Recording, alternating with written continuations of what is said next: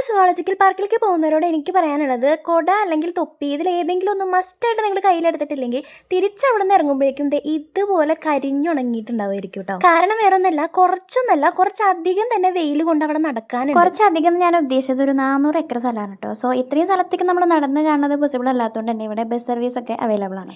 പിന്നെ അവിടെ നമ്മൾ പഴയ സൂയിലെ പോലെ കൺകൂളിർക്ക് കാണാൻ മാത്രമുള്ള പക്ഷി മൃഗാദികളൊന്നും തന്നെ ഉണ്ടായിരുന്നില്ല. ഇപ്പം ഞാനിവിടെ പറയുന്നത് നിലവിലെ കാര്യമാണ് കേട്ടോ. കുറച്ചും കൂടി മാസങ്ങളൊക്കെ കഴിഞ്ഞിട്ടുണ്ടെങ്കിൽ ഇവിടെ അടിപൊളിയായിരിക്കും, കുറച്ചും കൂടി അധികം മൃഗങ്ങളൊക്കെ വരും എന്നാണ് പറഞ്ഞിട്ടുള്ളത്. ഇത് ഞാൻ പോയ ടൈമിലത്തെ എൻ്റെ സിൻസിയർ ആയിട്ടുള്ള ഒരു എക്സ്പീരിയൻസ് ആണ് കേട്ടോ ഷെയർ ചെയ്യണത്. സോ ഞാൻ അവിടെ ചെന്നപ്പോൾ ആദ്യം കണ്ടത് അനങ്ങാപ്പാറ പോലെ കിടക്കുന്ന ചീങ്കണ്ണീനെയാണ്. പിന്നെ എല്ലാം ഒന്നും ഏതാണ് കേട്ടോ ഞാൻ കണ്ടത്. ഒരു നീർക്കാക്ക, ഒരു വലിയൊരു കൊക്ക്, അതിന് വേറെ എന്തോ പേര് പറയുമ്പോൾ ഞാൻ ഓർക്കണില്ല. പിന്നെ ഒരു പോക്കറ്റ് മങ്കി, പിന്നെ അങ്ങ് ദൂരെ ഏകാന്തതയുടെ അപാര തീരത്തിരിക്കുന്ന ഒരു ശ്രീകൃഷ്ണ പെന്തിനെ കണ്ടു. സോ ഇതിൻ്റെ ഇടയിൽ ഇത് 2 പേര് അവിടെ മൽബരി മോഷ്ടിക്കുന്നത് ഞാൻ പകർത്തി. പിന്നെ കുറച്ചധികം ആന ഉണ്ടായിരുന്നു. അത് കാണാൻ തന്നെ നല്ല ഭംഗിയുണ്ടായിരുന്നു. ചെന്ന് കണ്ടതിൽ എനിക്ക് ഏറ്റവും ഇഷ്ടപ്പെട്ട ഒരു ഏരിയ ആയിരുന്നു അത്.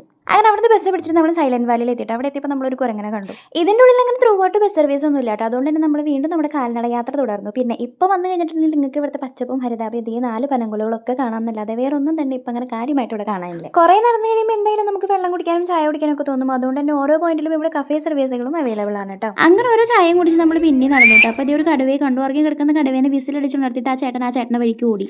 അങ്ങനെ ഞങ്ങൾ 3 പേരും ഒരേ സ്വരത്തിൽ അങ്ങോട്ടും ഇങ്ങോട്ടും ചോദിച്ചു ഈ നട്ടപ്പൊരി വെയിലത്ത് ഇങ്ങോട്ടേക്ക് വരാൻ നമുക്ക് എന്തിന്റെ കേടായിരുന്നു. അതും പറഞ്ഞു പോകുന്ന വഴിക്ക് 2 കാട്ടുപോത്തിനും കൂടെ കണ്ടപ്പോൾ ശുഭം. അപ്പോൾ ഇതൊക്കെയായിരുന്നു പുത്തൂർ സുവോളജിക്കൽ പാർക്കിൽ ഞാൻ കണ്ട കാഴ്ചകൾ കേട്ടോ. ഇനി ഞാൻ കാണാത്തത് എന്തെങ്കിലും ഉണ്ടോ എന്നുള്ളത് എനിക്കറിയില്ല. അപ്പോൾ കണ്ടവരുണ്ടെങ്കിലും ഒന്ന് കമന്റ് ചെയ്യാം. ഇത് ഞാൻ എൻ്റെ സ്കൂളിൽ നിന്ന് സ്റ്റാഫ് ടൂർ പോയപ്പോൾ എടുത്ത് വെച്ച വീഡിയോ ആണ് കേട്ടോ. അങ്ങനെ നമ്മൾ അവിടുന്ന് അമ്മ മനസ്സ് തങ്ക മനസ്സൊക്കെ പാടിയിട്ട് എല്ലാ അമ്മമാരെയും കൊണ്ട് നേരെ പോയിട്ട് ശോഭാ സെറ്റിയിലേക്ക് ആയിരുന്നു കേട്ടോ. അങ്ങനെ കാര്യമായിട്ട് അവിടെ നിന്ന് വാങ്ങിച്ചില്ലെങ്കിലും എല്ലായിടത്തും ഒന്ന് കയറി ഇറങ്ങിയിട്ടാണ് കേട്ടോ പോകുന്നത്.